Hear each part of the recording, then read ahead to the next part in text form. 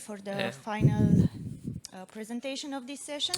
And to finish off strong, we are going to see Thomas discuss compiler optimizations that have a good effect on zkVM performance. So please, the stage is yours. It's okay, thank you. I'm Thomas from ETH Zurich, and I'll be presenting our paper evaluating compiler optimization impacts on zkVM performance.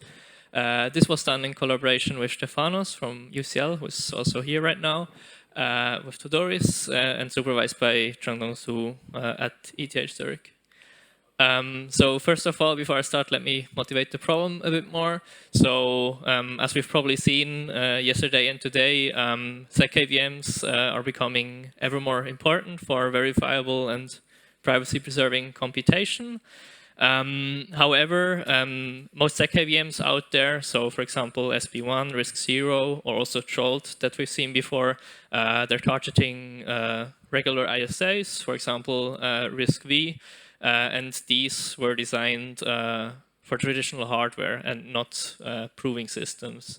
And motivated by this and also prior work which has shown that compiler optimizations can actually hurt in these non-standard environments, we want to investigate how traditional compiler optimizations affect the performance of proving in a zkVM. So how does that all fit together? So first of all, in a zkVM, we would usually start writing a program in, let's say, Rust. So that's our guest program. And then we compile it to some binary in RISC-V via LVM. The executor then eventually replays that binary. The prover generates the cryptographic proof. And the verifier can then eventually check it.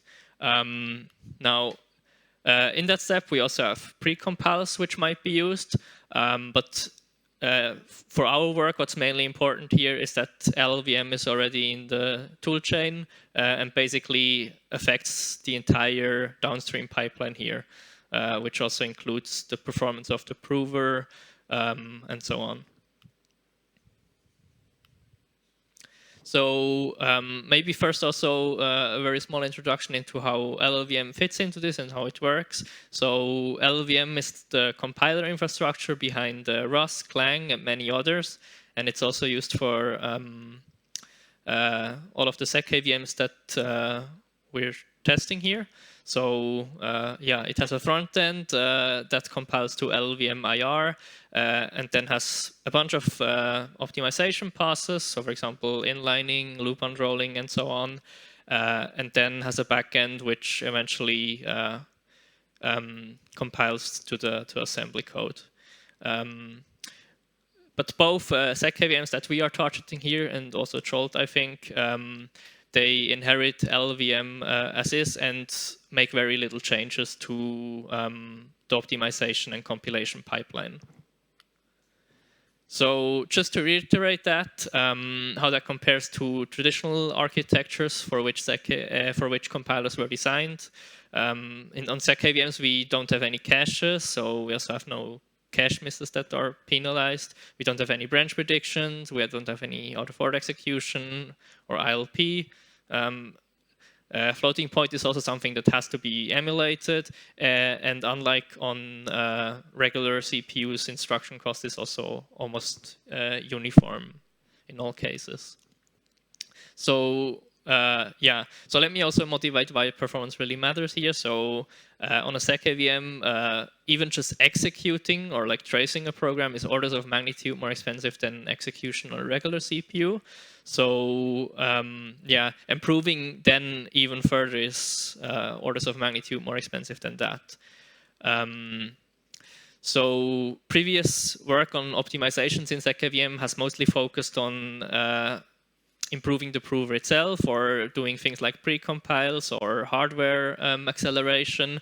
But what hasn't been studied so far is how compiler optimization and the generator code actually ends up affecting the performance of the entire system. So before we start, also a motivating example of how things can go wrong and actually do go wrong. So let's consider this function here, which does a basic division by 8. So On risk 0, that regular unoptimized code would take 4 cycles to execute. But what the compiler would do usually is apply strength reduction to that. So it would then be compiled to a bunch of shifts and adds. But if we actually measure here how many cycles that takes, for example, on risk 0 in this case, it actually doubles the number of cycles. And we also see that on x86, that optimization is actually very beneficial. So it makes the code about 3.5 times faster, because division on regular machines is a fairly slow operation. But on risk 0, we actually see a 40% degradation, improving performance in that case. So now that I've motivated the problem and what we're trying to do, let me give a quick brief overview of our setup. So we have 3 research questions that we aim to answer. So first of all is how individual LLVM optimization affects the performance of zkVM. Second, how different combinations of passes end up affecting performance, and whether there are any combinations that yield significant improvement or degradations. And third, also how exactly that compares to traditional architectures with the example of x86. Then, guided by these findings from these research questions, we want to identify untapped optimization potential and uncover where we can help improve zkVM performance through compiler optimizations. So to study that, we collected a benchmark suite of 58 programs. That includes Polybench, which is a benchmark suite often used to test compilers. We added the MPB benchmark suite in Rust. Also some spec CPU benchmark, a bunch of cryptography workloads, and also other targeted programs, which also includes RSP from Succinct Labs, for example. Then we tested that across 71 optimization profiles, which includes 64 individual LLVM passes, as well as 1 completely unoptimized baseline. The unoptimized baseline here is without any Rust mid-level IR optimizations.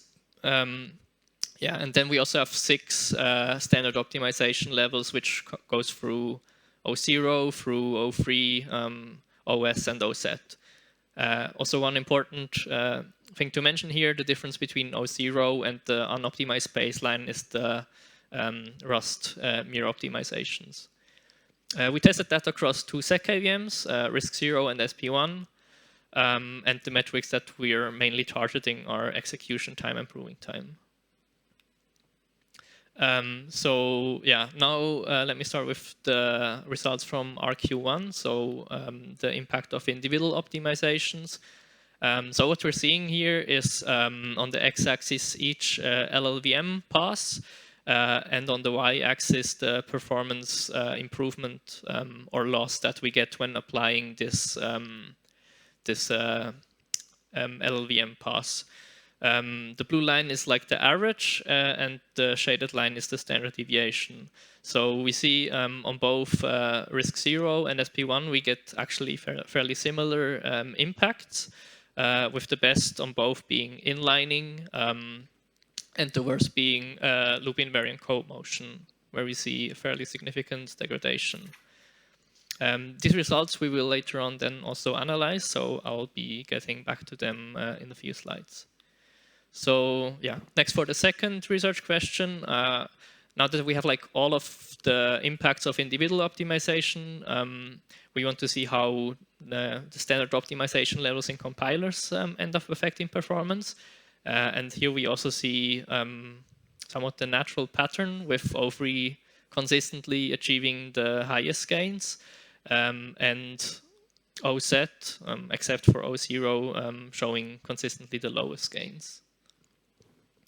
And now that we've seen that, and that O3 is also always doing the best on zkVMs, the natural question is whether we can do better on that. And to do that, we use program auto-tuning using OpenTuner to optimize over pass sequences, optimization levels, inlining thresholds, link time optimization. And we're using cycle count as a fast proxy metric to guide our evolutionary search. Yeah, this is an example of one of the benchmark suites that we've tested with auto-tuning.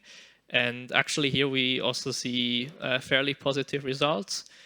So what we see here is the improvement that we get over standard O3 for each of these benchmark programs.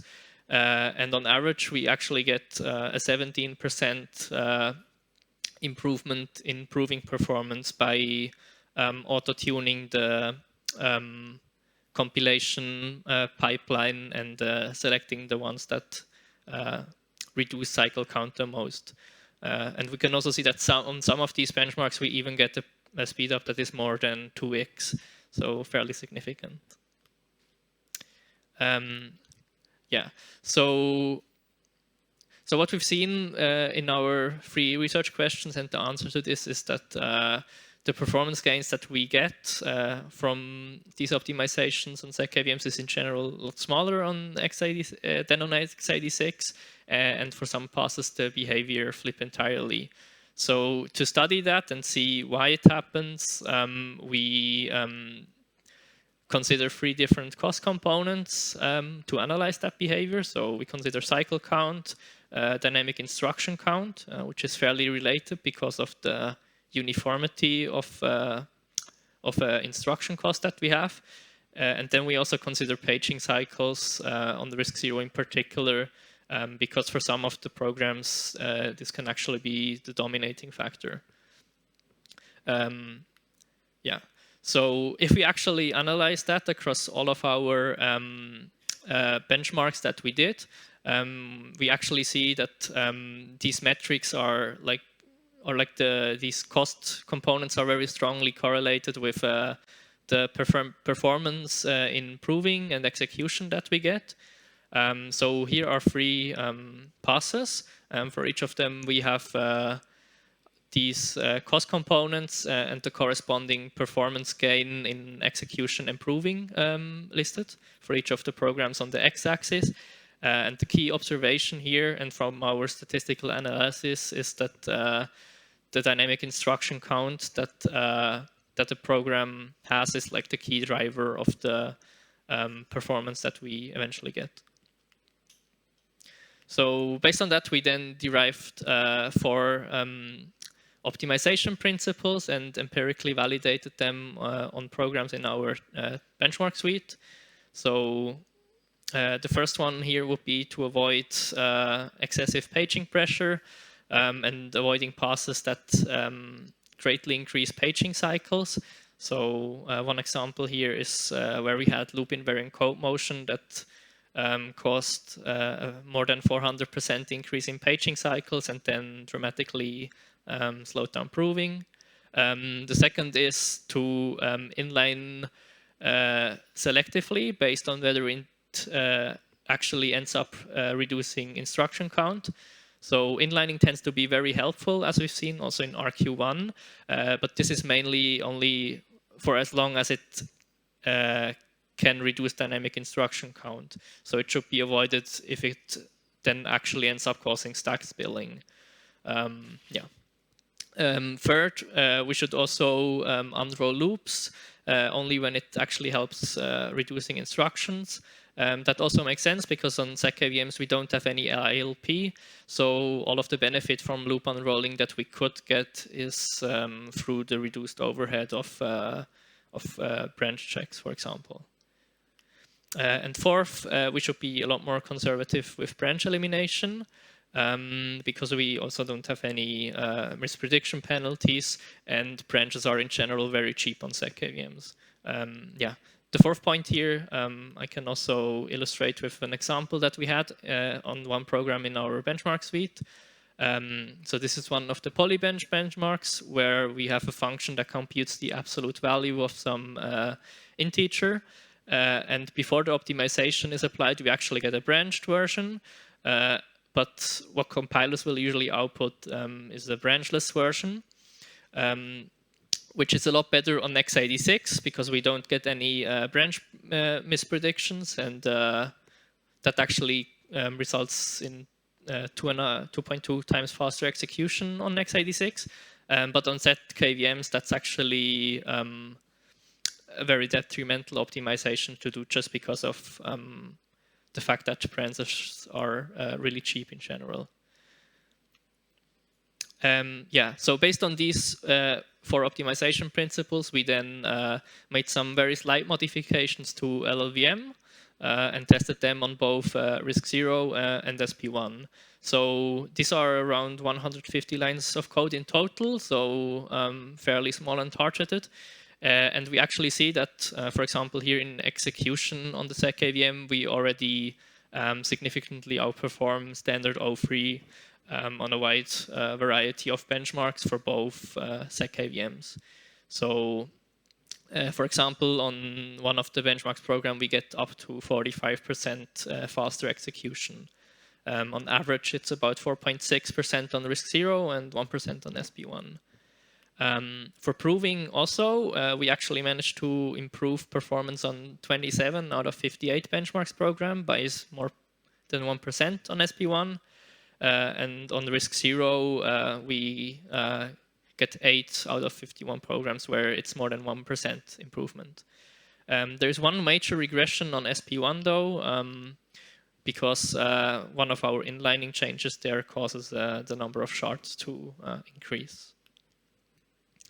Yeah, so based on this, what are the implications for ZKVM users and people actually working on ZKVMs?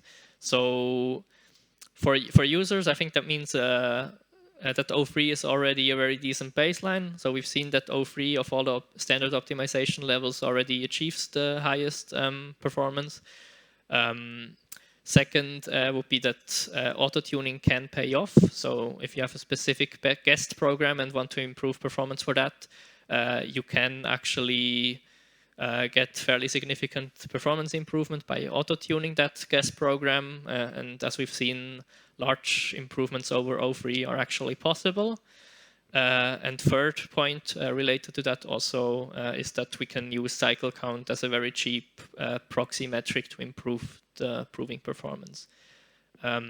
For compiler and ZKVM engineers, on the other hand, our results imply that that LLVM heuristics are currently very blind to the ZKVM cost model, and yeah, that we can achieve these performance gains I've showed before using very small changes also exemplifies this. And what this also shows is that probably ZKVM specific backends will probably be needed instead of just reusing a standard LLVM backend targeted to a traditional hardware. Yeah, so this is a relatively unexplored area of ZKVM research, I would say. So there's a lot of potential for future research as well. So one of the things we could do is extend this study. So we did this on the RISC-0 and SP1 only. So this could be extended to Jolt and see whether, and so we can see whether our results generalize. We should also do more work on having ZKVM specific compiler backends that actually consider the ZKVM specific cost model. We could also do super optimization for ZKVMs, so where we find ZK optimal equivalents to some existing instruction sequences. Fourth, we can also or we should also do more work on having better cost metrics. So one example here is SP1, where we already have ProverGas as a cost metric that's in many cases better than cycle count. And last, to basically get more information for the compiler to do these optimizations, we can also consider profile-guided optimization or something similar in the ZKVM context. Yeah, so that concludes my talk, and I'd be happy to take any questions. Thank you very much. Any questions?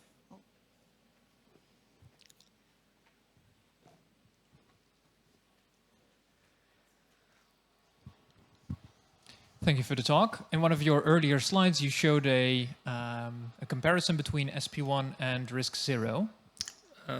Yeah. And how can I it go back? seemed like for one of the two, there were significantly fewer data points. I was curious what the origin of that was. Yeah, I'm not sure if I can go back here, but you mean the slide from RQ1, right? Yes, I think so. Yeah, so I mean, like I said, we had like 71 optimization profiles. So on this slide, we only showed the profiles that had more than 1% impact on average compared to the unoptimized baseline. So what that means for SP1 is that a lot fewer optimization passes actually, did have like that of significant impact. All right, thank you.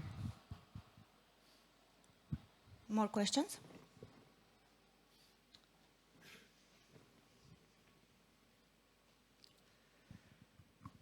Yeah, so one other thing the compilers does is like register allocation. And I suppose in a ZKVM, you're free to choose how many registers you have. Have you explored this to like find out whether it's better to have more registers or fewer? No, that's not something we've explored, but yeah, I think that would be an interesting area to explore. I think my current guess would probably be that it would make sense to have more registers, but yeah, I also don't have any data on that. Okay, thanks. Do we have more questions? Okay, I have a more open question. You mentioned in the conclusion slides that you plan to extend the studies possibly to Jolt, but can you already, I don't know, have a prediction how this would work, or like already your study how it would work, or like what would not work, or? You mean like the impacts of it, or? Yes.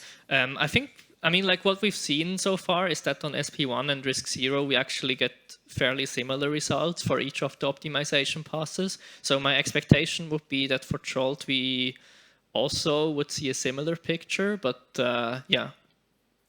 So you believe there is nothing inherently different with sum check that would stop, or with, I don't know, one of the polynomial commitments or such that would, like, one of the, you know, arithmetizations, or that would stop to see the same improvements? So I'm not too familiar with Jolt in particular, but yeah, I mean, I think it would definitely be worth it to check that, and I think our infrastructure could also be easily adapted to Jolt. I think the biggest hurdle there is just to actually run everything, because that takes quite a while, even with GPU acceleration. But yeah. Okay, thank you. We'll wait for these results. So good work. Okay. Thank you very much. Let's thank the speaker again.